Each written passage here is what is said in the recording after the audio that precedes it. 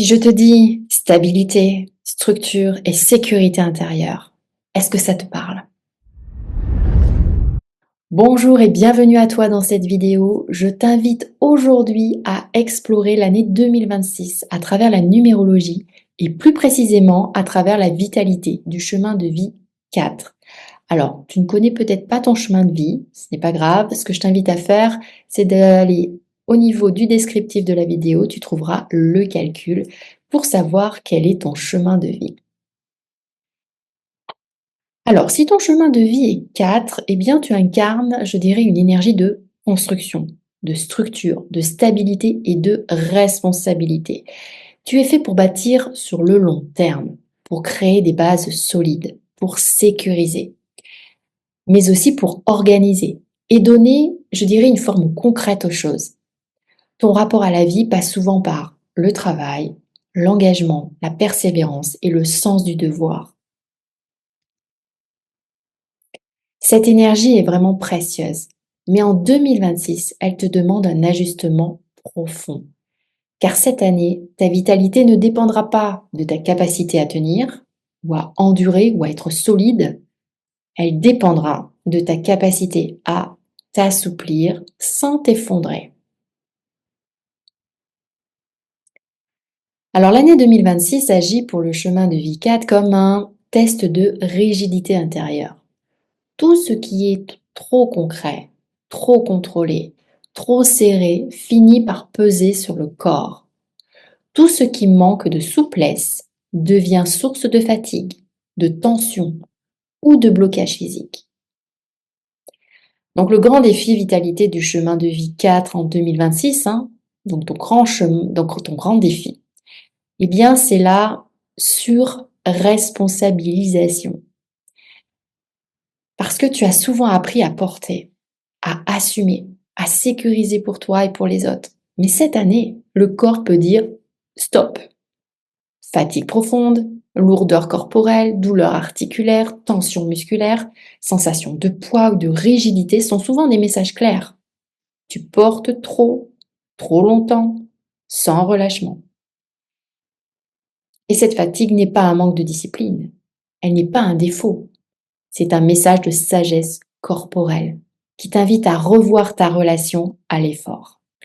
Sur le plan physique, le chemin de vie 4 est intimement lié à la structure du corps. Les os, les articulations, les muscles, le dos.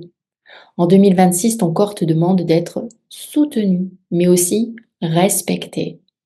Il ne peut plus fonctionner uniquement dans la contrainte et la rigidité. Donc ton corps, il a besoin de stabilité, oui, mais d'une stabilité vivante, pas figée. Donc les routines trop strictes, les obligations permanentes, l'absence de pause peuvent devenir contre-productives. Ce qui te régénère profondément en 2026, ce sont les pratiques qui allient structure et souplesse. Donc ça pourrait être des mouvements lents, des étirements, une respiration consciente, des pauses intégrées dans ton quotidien. Et ton énergie, elle revient lorsque tu apprends à relâcher sans perdre le cadre. Mais la vitalité du chemin de vie 4 ne se joue pas uniquement dans le corps, elle se joue aussi sur le plan émotionnel, même si ce n'est pas toujours ton terrain de prédilection. Tu as parfois appris à contenir, à tenir, à ne pas trop montrer ce que tu ressens. En 2026, les émotions non exprimées peuvent se cristalliser dans le corps. Et la rigidité émotionnelle devient rigidité physique. Lorsque tu t'interdis de ressentir ou d'exprimer, eh bien ton énergie se fige. Lorsque tu t'autorises à déposer, à parler, à relâcher, eh bien ton énergie recommence à circuler.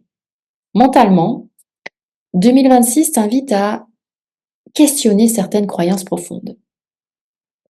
Ça pourrait être du type je dois être fort ou forte. Je n'ai pas le droit de lâcher. Si je ne tiens pas, tout s'écroule. Eh bien, ces croyances ont pu te servir, mais cette année, elles peuvent t'épuiser. Ta vitalité mentale augmente quand tu acceptes que la solidité n'est pas incompatible avec la douceur. Alors spirituellement, le chemin de vie 4 est invité en 2026 à transformer sa relation à la sécurité. La vraie sécurité ne vient pas uniquement des structures extérieures, du contrôle ou de la maîtrise. Elle vient d'une sécurité intérieure, plus souple, plus confiante. Lorsque tu fais confiance à ton rythme, lorsque tu acceptes de ne pas tout contrôler, ton énergie se stabilise. Et lorsque tu te crispes, ton énergie se bloque. En 2026, tu te recharges profondément lorsque tu respectes ton corps sans le contraindre, lorsque tu t'autorises des pauses sans culpabilité, quand tu allèges les responsabilités inutiles, ou bien quand tu introduis de la souplesse dans tes structures. Cette année te demande une discipline consciente, une discipline qui soutient la vie et non qui la contraint. Une discipline au service de ta vitalité, pas contre elle. Donc si ton chemin de vie est 4, 2026 n'est pas une année pour porter plus, c'est une année pour porter plus juste.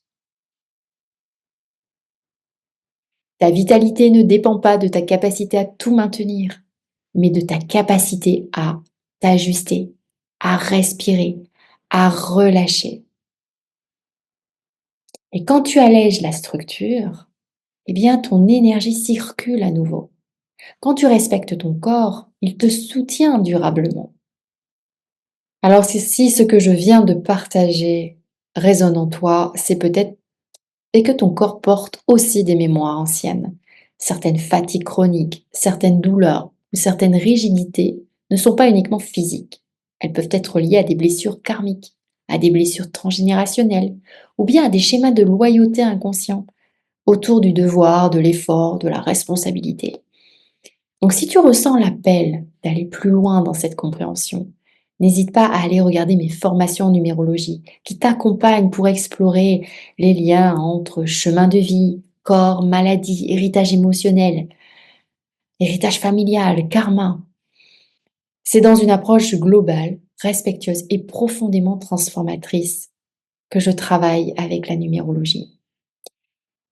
Et si tu as besoin d'un espace collectif pour déposer, pour relâcher, pour transmuter ces charges invisibles, eh bien, tu peux participer aussi au cercle de Nouma, qui est un espace de guérison, de conscience, de soutien, où l'on travaille ensemble sur ce qui pèse dans le corps et dans l'âme. Je t'ai mis de toute façon tous les liens en description. Alors pour conclure, qu'est-ce qu'on pourrait dire? Eh bien, premier conseil, prends soin de ta structure intérieure. Deuxième conseil, quand tu t'assouplis, ton énergie revient. Et troisième conseil, quand tu te respectes, ton corps te soutient.